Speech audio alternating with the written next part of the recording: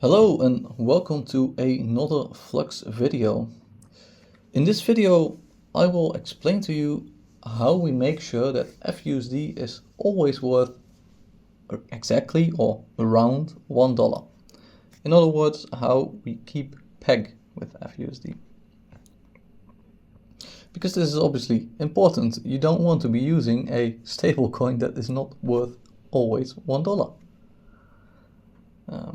You might ask, if people can just freely mint by borrowing fUSD, then how do we make sure that fUSD is always worth exactly $1? And you can split this into two problems, basically. First being that, how do we make sure that fUSD is worth more than $1? Second being, how do we make sure that fUSD is not worth a lot more than $1? Because you don't want it to be trading at $1 or at $2. That will make the stablecoin useless. Let's start with the former. How do we make sure that fUSD is worth at least $1?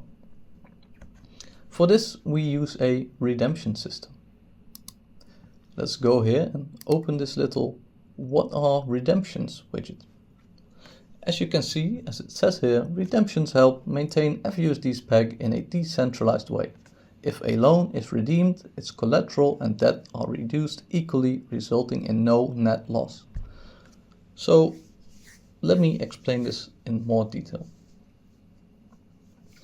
A user can come to the protocol and it can say, I don't trust that this one fUSD is actually worth $1. The protocol then looks through its open loans, picks the loan with the lowest interest rate, and looks at the collateral that's available over there.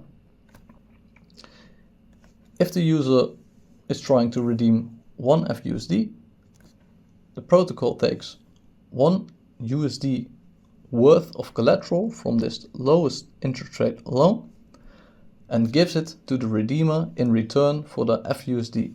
So we are taking collateral from this borrower. However, we also use the redeemed or returned fUSD to decrease his debt, so pay off part of his debt. Meaning this is a no net loss action or a value neutral action for the borrower.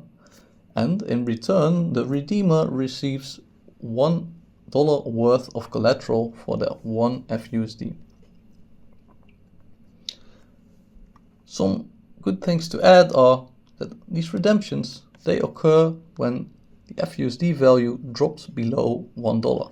Otherwise, they are not financially sound decisions. You might then just sell your fUSD on a DEX.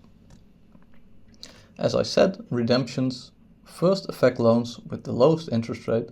So if you don't want to be redeemed, you increase your interest rate. Now, let's show you an example of a redemption. I've already opened a loan here with a debt of 75 fUSD and an interest rate of 0%, so it will be picked as first when I'm trying to do a redemption. If you want to do a redemption, you can do so on the bottom of the page. It's a bit hidden because it's usually something that bots will do and make sure that fUSD is just trading at a fair price on DEXs. So as a user, you might want to use a DEX, but maybe you want to see how redemptions work, or you might want to actually redeem some fUSD. You can do so here. So let's do so. And we will see that this loan will be redeemed. So we will see that the collateral will go down. Let's remember that it's now 20,000. Let's remember that 75 fUSD is its debt.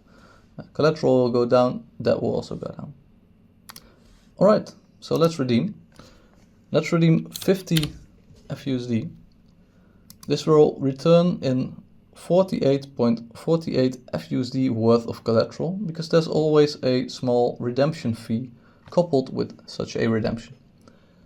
The fee is normally lower, but at the moment many people have been redeeming, and if many redemptions occur recently, then the fee will be higher. It's a variable fee. So we will receive $48 worth of collateral, which I think is fair, so let's do this redemption. You can see it entering the wallet. We are withdrawing 50 fUSD and we will receive some LSULP, not a lot, and more XRD. I know this is worth approximately $48, so it seems like everything is working correctly. Let's sign this to accept.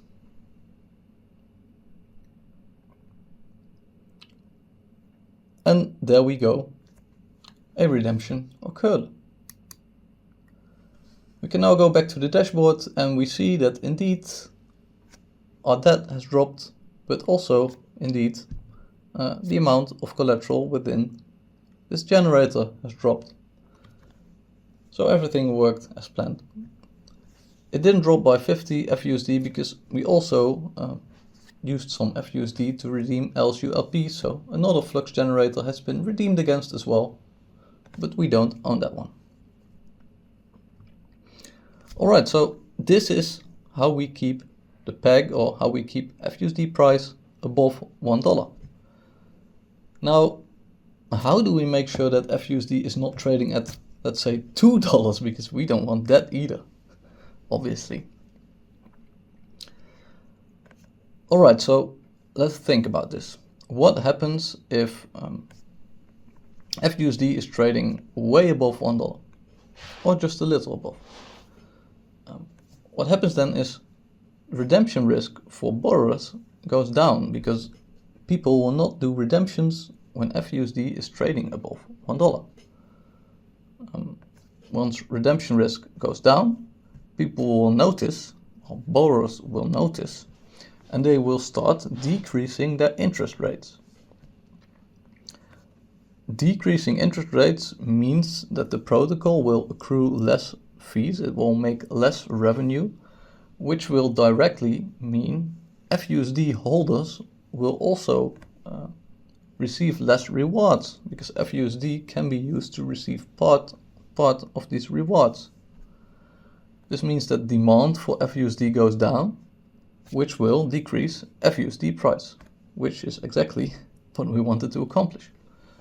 Also, once redemption risk is lower, or once interest rates are lower, more people will think it's an attractive proposition to borrow fUSD. This means that there will be more fUSD on the market, meaning a higher supply of fUSD, which will in turn also decrease the fUSD price.